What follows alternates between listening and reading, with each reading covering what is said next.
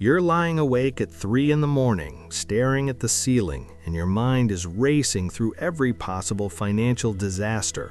You're scrolling through real estate listings at midnight, and every single house that isn't about to collapse costs $500,000. The kitchen has laminate countertops from 2003, the carpet is beige, and the listing agent has the audacity to call this a starter home. Stop scrolling. That $500,000 house isn't a milestone. It's a financial trap.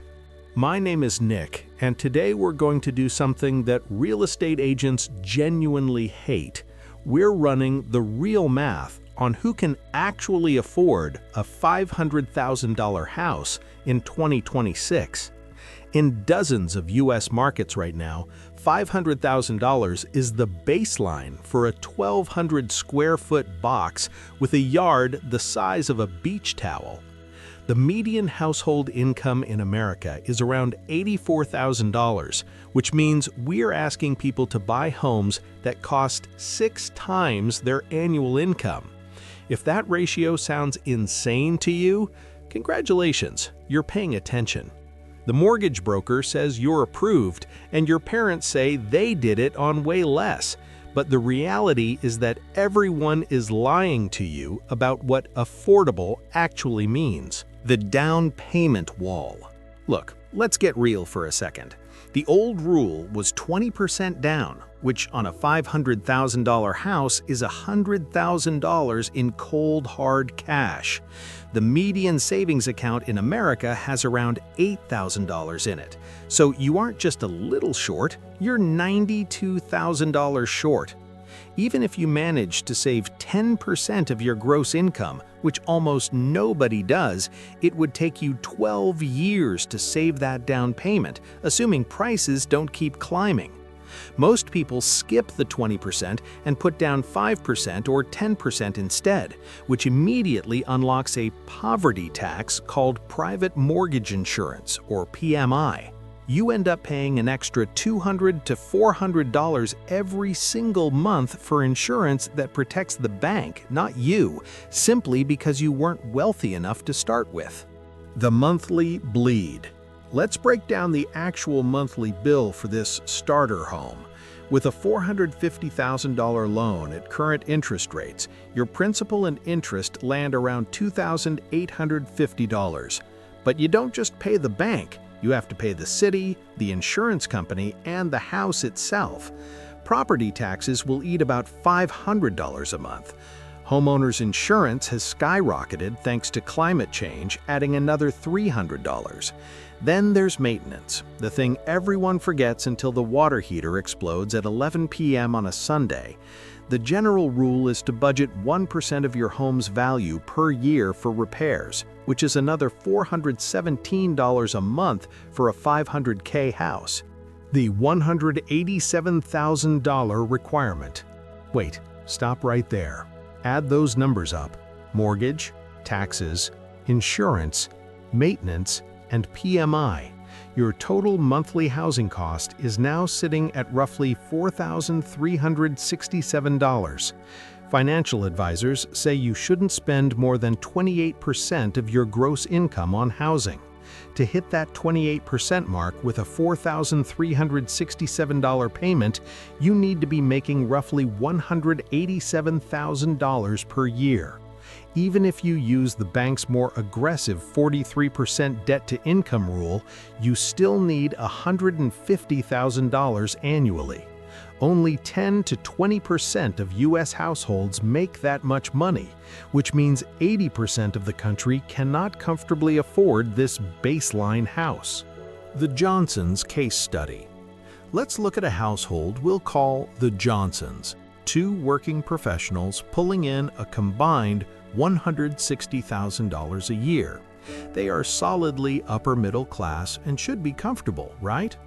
After federal and state taxes, FICA, and a modest 401k contribution, they take home around $9,500 per month. Subtract that $4,367 housing cost, and they are left with $5,133 for everything else. Between 2 car payments, insurance, gas, Student loans, health premiums, and $800 for groceries, they've already burned through most of it. They are spending 46% of their take-home pay just to live in a house with laminate counters. The psychology of house poor. Think about that. These aren't irresponsible people buying jet skis, they're just trying to live in a house the market calls normal. Being house poor feels like checking your bank account before you buy groceries. It feels like saying no to your kid's field trip because that $35 might be needed if the check engine light comes on. You become a prisoner in your own home, working a job you might hate just to pay for walls you're too stressed to appreciate. This isn't a rite of passage, it's a symptom of a market that has completely disconnected from income reality. The structural failure. Since 1990, home prices have increased roughly 400%, while median household income is only up about 180%. The math is broken, yet we keep telling people that homeownership is the only way to build wealth. We perpetuate the myth that if you just budget better and skip the avocado toast, you can make it happen. But you can't budget your way out of a structural affordability crisis. You can't side hustle your way into a down payment when rent is already eating 40% of your income. The system is designed to get you into the house, not to ensure you can actually stay there comfortably. The extinction of the starter home. Pause. Do the math with me. The starter home, under 1,400 square feet, used to be the entry point for everyone, but production of these homes has declined 80% since the 1970s. Builders pulled back after 2008 and started focusing on high-margin luxury homes instead. Now, first-time buyers make up only 21% of purchases, a record low, and the median age of a first-time buyer has jumped to 40 years old. In the early 90s, that age was 28. Delaying homeownership by those 12 years costs roughly $150,000 in lost lifetime equity. The renting taboo. There is no trophy for being house poor, and there is no prize for buying a house you can't afford. In a high-rate, high-price environment, renting and investing the difference is a completely legitimate strategy. Real wealth is freedom, not equity you can't access because you're trapped by an asset that's bleeding you dry. If the math doesn't work at the 28 to 30% income threshold, it simply doesn't work. Stretching to 45% of your income because an agent says now is a great time doesn't make it a great time. It makes you a future statistic. The lock-in effect. Here's the twist. About 51% of all U.S. mortgages carry a rate below 4%, and 20% are below 3%. If you locked in a 2.75% rate in 2021, you are sitting on a financial instrument that no longer exists. Swapping that for a 6.5% rate today on a $400,000 mortgage would cost you $730 more every single month forever. This lock-in effect has suppressed 1.7 million transactions because the rational homeowner refuses to pay a $65,000 penalty just to move. The market isn't collapsing, it's just frozen, vibrating in place while waiting for incomes to catch up. Maya's reality. Think about someone like Maya, 31 years old, 760 credit score, $31,000 in genuine savings. She's done everything right, but the median home in her city is $385,000.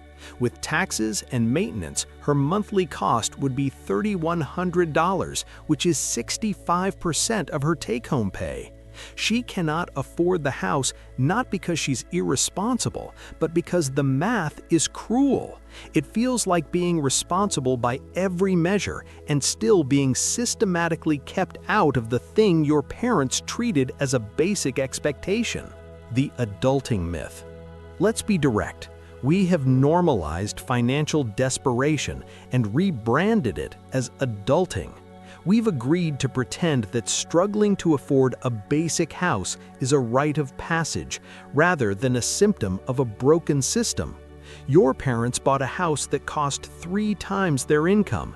Yours costs 6 times yours. The stress of barely making your mortgage will erase any pride you felt the day you got the keys. The real question isn't whether you can get approved, it's whether owning the house will actually improve your life. The sane path forward. If your household income is south of $140,000 and you're looking at a $500,000 house, you need to stop. You are about to make a decision that will dominate the next decade of your life.